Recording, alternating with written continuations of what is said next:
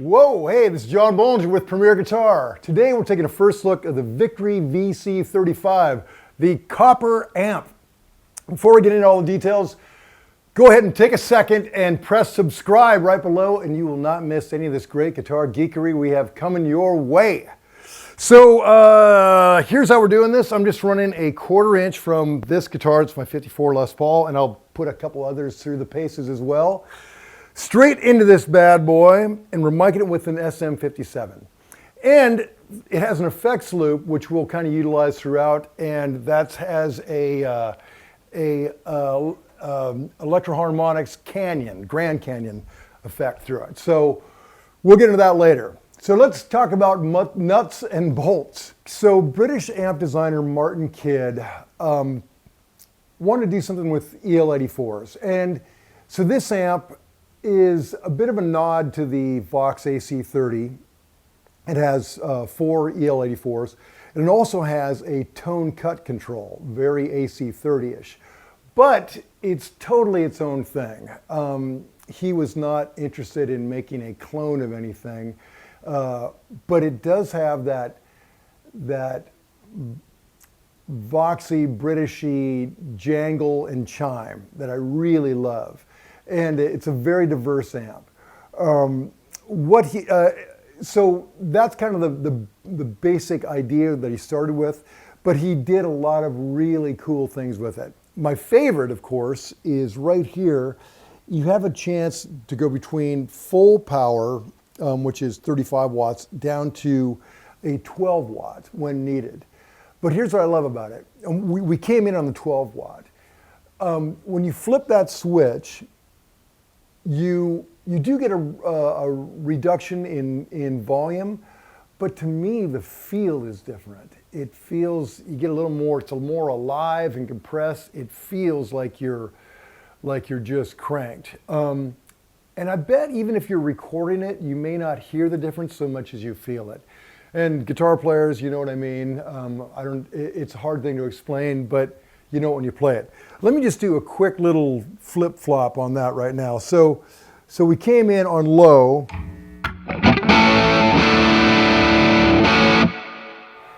Let's go ahead and go all the way up.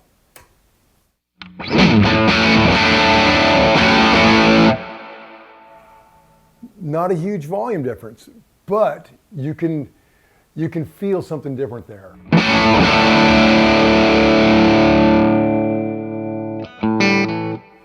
And I've also noticed when you're on the full volume, it's a really expressive amp.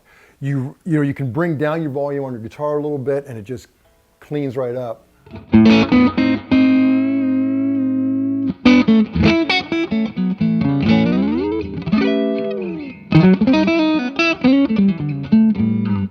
Then you give it the goose.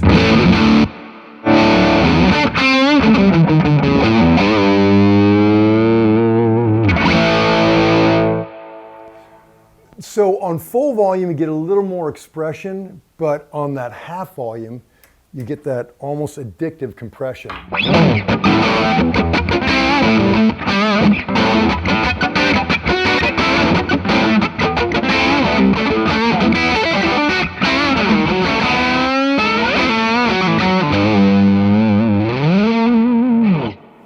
mean, come on, man, that is just fun to play.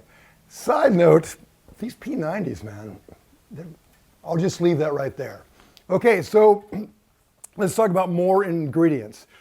Power section, 4 EL84s. The preamp is 2 12AX7s and 1 old stock EF184. The controls across front, you've got a 3-band EQ, you've got reverb, and they went with a digital reverb, but I don't have any problem with digital reverb. I know some purists are all about the old school, but digital is not going to die on you. It pretty much lasts forever. It's not when your lead singer tromps by your amp, it's not going to go. It's just a more pragmatic way of doing it, and it's a fraction of the price and uses less room. So I'm cool with digital. And this thing Sounds pretty gorgeous. Let me go ahead and try a different guitar. Let's get into Stratland so you can hear that. This is my old 65, and it is all stock as well. So the verb is just dreamy. A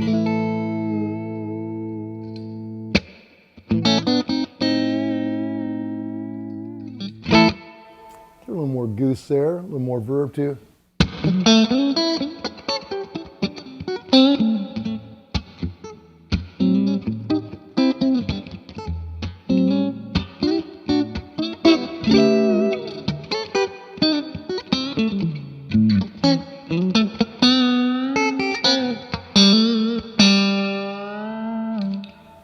Cool, man.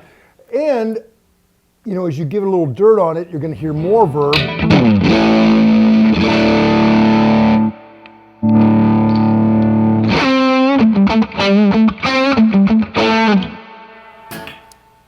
But feels pretty controlled. Okay, so that's the verb. Across the front, the 3-band EQ, I find, here's one thing I really love about this amp. Whereas some amps, you're always kind of fighting to get enough bottom end, and or the bottom end gets real farty. Not crazy about that word, but you know what I mean. But on this one, I've only got I'm running the bass a little bit lower than the other ones, and it's just really full.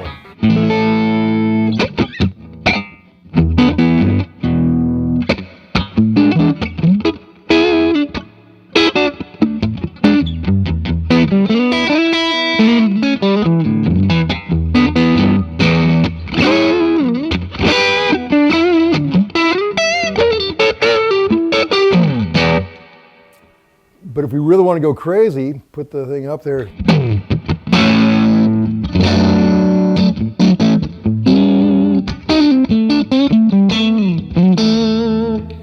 Now here's where it gets really cool. You've got a cut switch for the bass. And particularly as you get dirtier, that cut switch really comes in handy. It's a great way if you're going to quickly add some dirt to it. That bass will not get out of hand.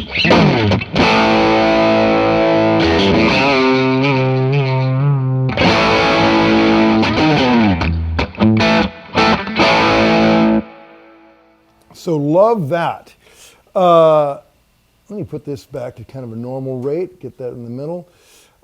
It also has a mid boost, and interestingly enough, the mid boost I found is affected almost more by the treble than the mid, because it's kind of a higher mid. Let me just kind of show you what I mean.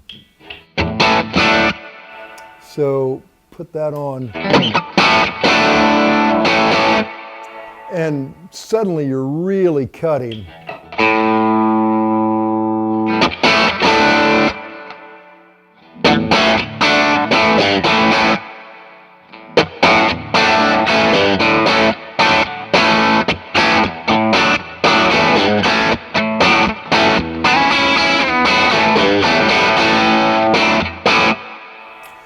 Man, I love that. You're going to definitely cut through a mix. It's interesting how frequency, to me, you know, when you're playing to the band, your frequency is going to make you cut more than volume. Like if you're boosting, if you're just cranking up and you're sending out a lot of mud, you're not gonna cut. This really gives you, I don't know, that stick to tape cut. Let's go ahead and put on another guitar just so we can try them all. Let's go humbuckery, shall we? Why not? This is my PRS, David Grissom.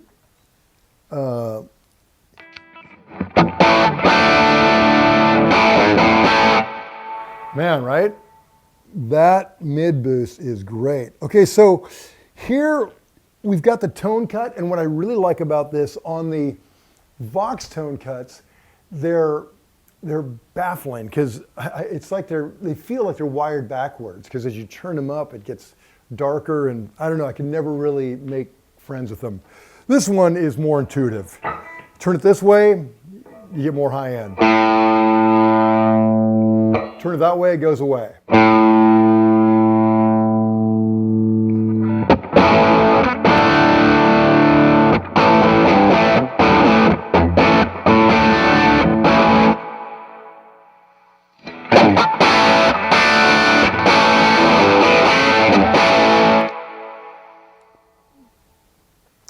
And another kind of interesting thing to point out as we've gone through, we're on our third guitar, is I like amps where you hear the personality of the guitar. This thing, I think you really get the personality of the instrument, which I love. Okay, some other goodies. Foot switch comes with it. You can turn on and off your volume or your reverb and your effects loop. So right now I've got that canyon in there, so when I feel like it,